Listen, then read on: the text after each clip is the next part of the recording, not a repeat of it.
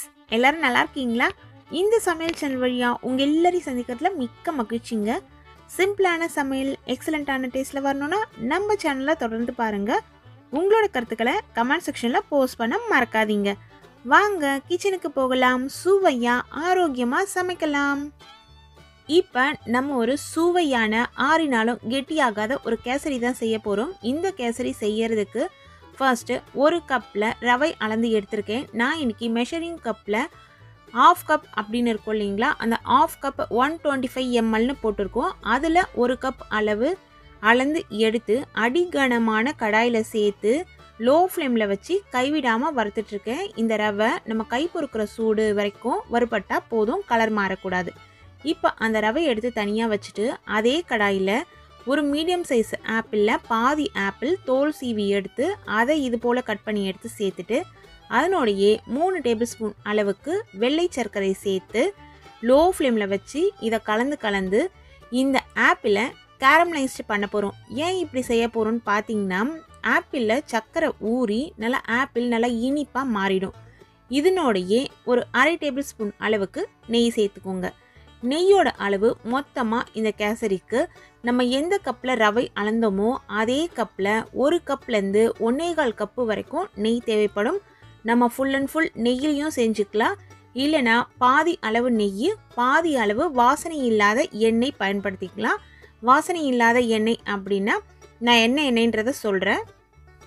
இப்போ இன்னொரு அடிகனமான கொஞ்சம் பெரிய சைஸில் இருக்க கடாய் எடுத்துக்கோங்க. அந்த கடாயில் நம்ம மொத்தமாக எடுத்த நெய்யிலேருந்து கொஞ்சம் நெய் இதில் சேர்த்துருக்கேன். நான் கிட்டத்தட்ட ஒரு 2 டேபிள் ஸ்பூன் அளவு சேர்த்துருப்பேன். லோ ஃப்ளேமில் வச்சுட்டு நமக்கு தேவையான அளவு முந்திரி பருப்பு இதில் சேர்த்து இது போல் பொன்னிறமாக வறுத்துக்கணும். முந்திரி பருப்போட அளவு எவ்வளவுன்றது கிடையாது. உங்களுக்கு ஒரு வாயில் 4 முந்திரி பருப்பு கடி பண்ணணும்னு நினச்சாலும் அதற்கேற்ற மாதிரி நீங்கள் போட்டுக்கலாம், குறைச்சும் போட்டுக்கலாம்.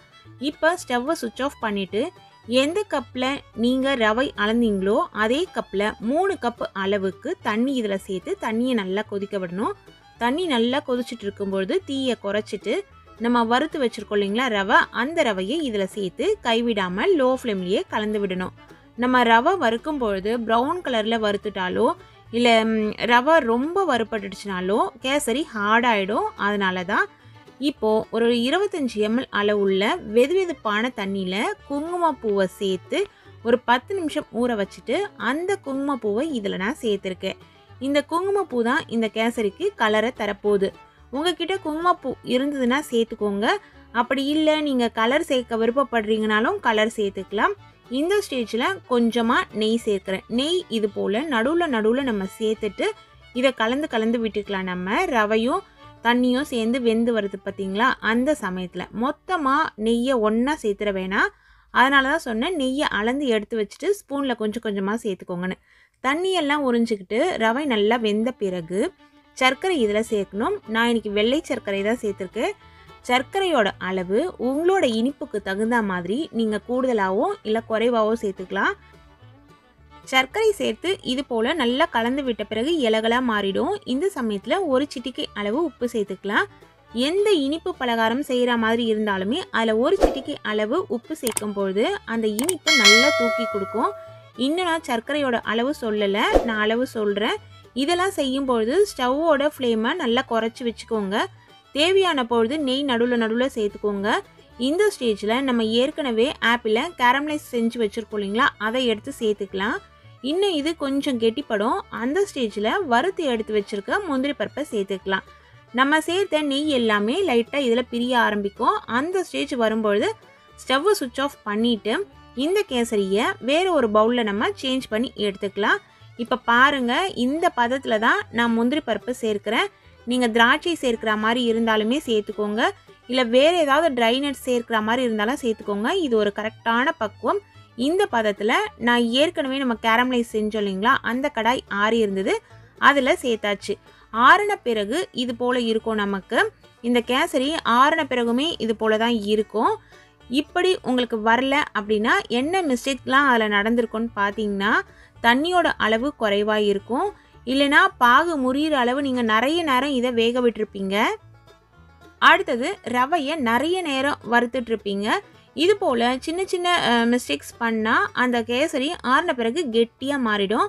சர்க்கரையோட அளவுன்னு பார்த்தீங்கன்னா, நீங்கள் சர்க்கரை மிதமாக தான் சாப்பிட்றவங்க அப்படின்ற பட்சத்தில் 1 கப்பு தலை தட்டி ரவை எடுத்தால் அதுக்கு குவிச்சி சர்க்கரை எடுத்துக்கோங்க. அப்படி இல்லை சர்க்கரை நல்லா இனிப்பாக சாப்பிட்றவங்களா இருந்தால் 1க்கு 1.5 அப்படிங்கிற அளவில் சர்க்கரை எடுத்துக்கோங்க. நான் இன்னைக்கு 1 கப் அளவு ரவைக்கு 1.25 கப்பு சர்க்கரை அப்படிங்கிற அளவில் தான் செஞ்சேன். இந்த இனிப்பு எங்களுக்கு கரெக்டாக இருந்தது. அதே போல் நெய்க்கு சரிசமமாக நீங்கள் எண்ணெய் கூட சேர்த்துக்கலான்னு சொன்னேன் இல்லைங்களா? எண்ணெய் பார்த்தீங்கன்னா தேங்காய் எண்ணெய் சேர்த்திங்கன்னா சூப்பராக இருக்கும் கேசரி. அப்படி இல்லைன்னா வாசனை இல்லாத ஏதாவது ஒரு எண்ணெய் சேர்த்து செய்யுங்க. வாசனை இருக்க எண்ணெய் தயவு செஞ்சு சேர்த்துறாதீங்க, கேசரியோட டேஸ்ட்டு மாறிடும். நீங்கள் கோடை காலத்தில் கேசரி செஞ்சிங்கன்னா ரொம்ப நேரம் சூடு ஆறாமல் இருக்கும். இல்லை ஹாட் பாக்ஸில் போட்டு வச்சிங்கன்னா சூடு ஆறாமல் இருக்கும். குளிர்காலம் இல்லை மழை காலமாக இருந்ததுன்னா சீக்கிரமாகவே சூடு ஆறிடும். அந்த மாதிரியான சமயத்தில் நல்ல கொதிக்கிற தண்ணி இருக்க பாத்திரத்தில் கேசரி செஞ்ச பாத்திரத்தை அதில் வச்சிங்கன்னா நிறைய நேரம் சூடாக இருக்கும். கேசரியும் இலகலாக இருக்கும். நீங்கள் கேசரி செய்யும்போது இந்த டிப்ஸை ஃபாலோ பண்ணி பாருங்கள். அதே போல் கேசரி ஆறிடுச்சுன்னா டபுள் பாயிலிங் மெத்தடில் நீங்கள் சூடு பண்ணிக்கிட்டிங்கனாலும் கேசரி இலகலாக மாறிடும்.